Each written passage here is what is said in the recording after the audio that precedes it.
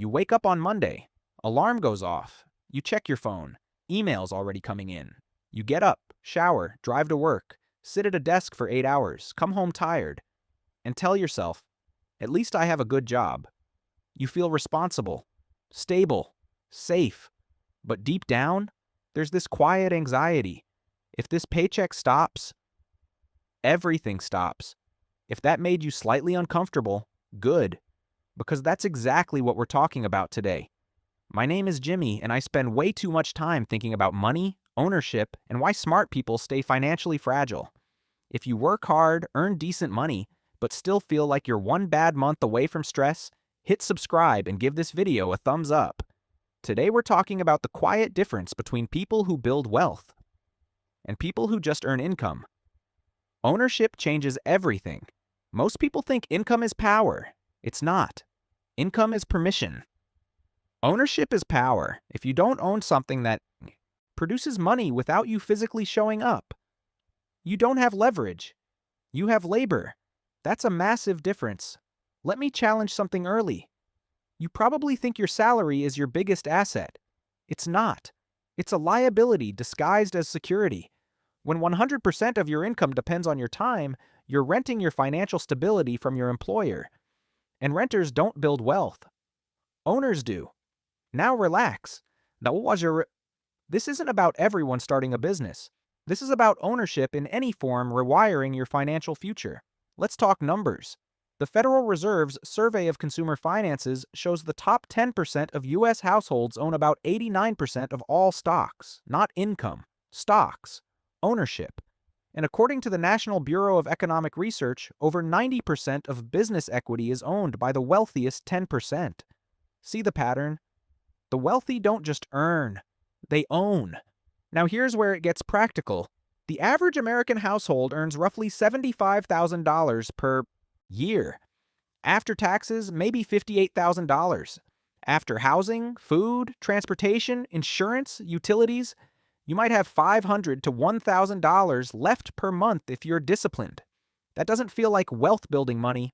So people say, I'll invest when I make more. I'll think about assets later. But here's the math nobody explains. If you invest $800 per month at an 8% annual return for 30 years, you end up with roughly $1.2 million. That's not lottery wealth. That's systematic ownership. But psychologically, it feels boring. And that's where most people fail. Income gives instant validation. You work, you get paid, you feel productive. Ownership, you invest. Nothing happens, you wait.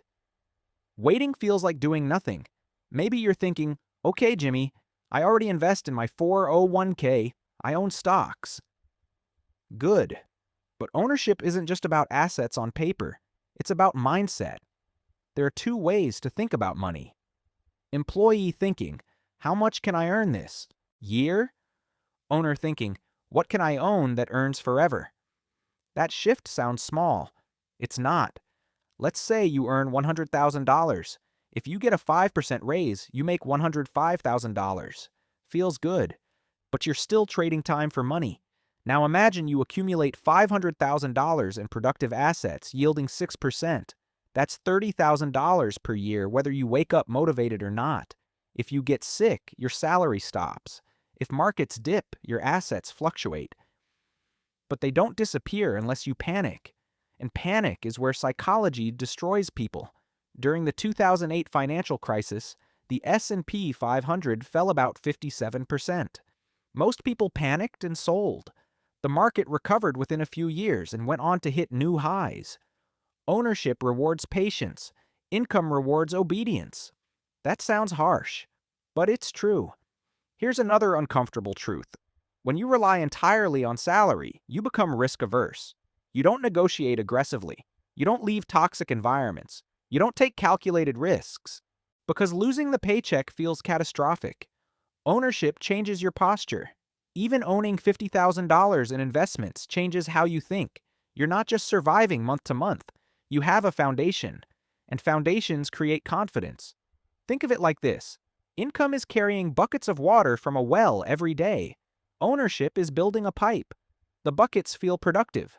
The pipe feels slow. But once the pipe is built, water flows whether you're tired or not.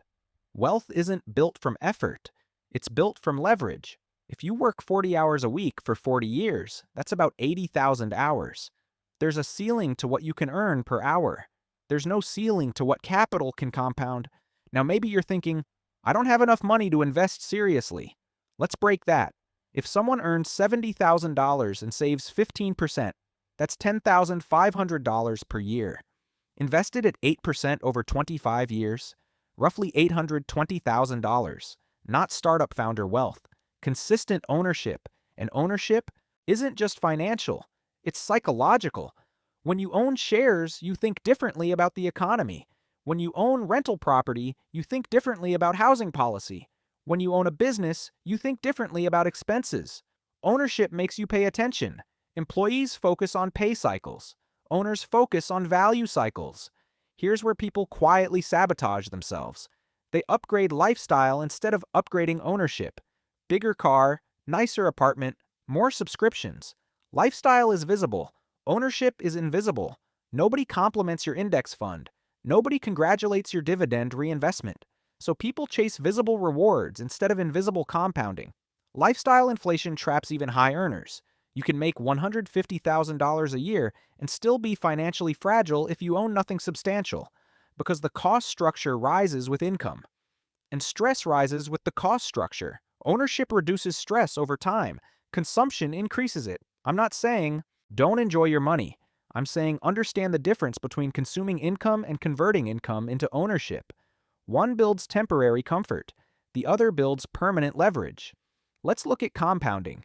Invest $1,000 per month for 20 years at 8%, and you get about $590,000. Leave it untouched for another 10 years. It grows to roughly $1.27 million without adding another dollar. The last 10 years nearly double it.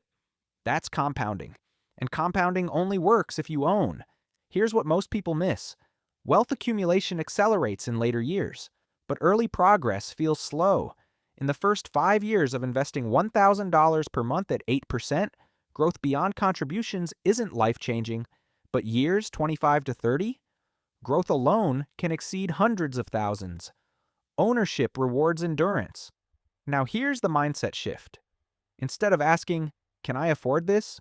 Ask, what is this costing my future ownership? That $40,000 car isn't just $40,000. Invested at 8%.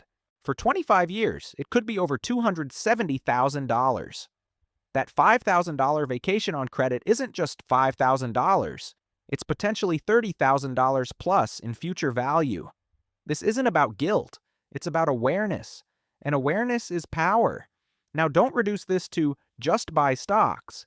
Think bigger. Ownership can mean equity in businesses, real estate, intellectual property, content that earns revenue, dividend-paying companies, ETFs. The vehicle matters less than the principle. Do you own productive assets, or are you just a high-performing employee? Here's the uncomfortable reality. If your boss builds equity while you build experience, guess who retires wealthier? Ownership accumulates. Experience resets. Employment isn't bad. It should fund ownership. That's the bridge most people never build. They stop at income. They never cross into equity. That's why two people earning the same salary can end up in completely different financial realities 30 years later.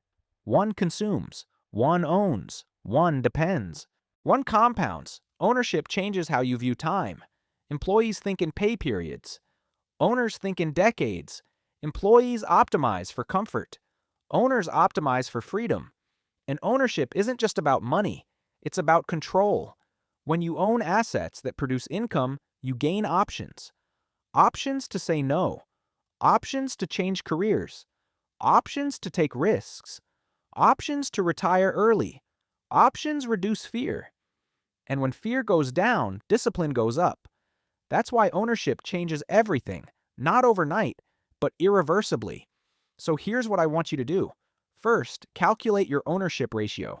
Take your invested assets, stocks, retirement accounts, business equity, rental property, and divide that by your annual expenses. If you spend $50,000 per year and own $100,000 in productive assets, you have 2 years of coverage. That number matters more than your salary. Second, automate ownership. If investing depends on motivation, you'll fail. Make it automatic. Third, delay. Visible upgrades until invisible assets are solid. Build the pipe before decorating the kitchen. Fourth, think in decades, not months, not quarters. Decades. Here's the truth. Income makes you feel rich. Ownership makes you rich. Income feeds ego. Ownership feeds freedom. Stop asking how much you can earn. Start asking what you can own. Because ownership changes how you think, how you spend, how you handle risk, how you handle fear, how confident you feel about your future. And eventually, it changes your life. I'll see you in the next one.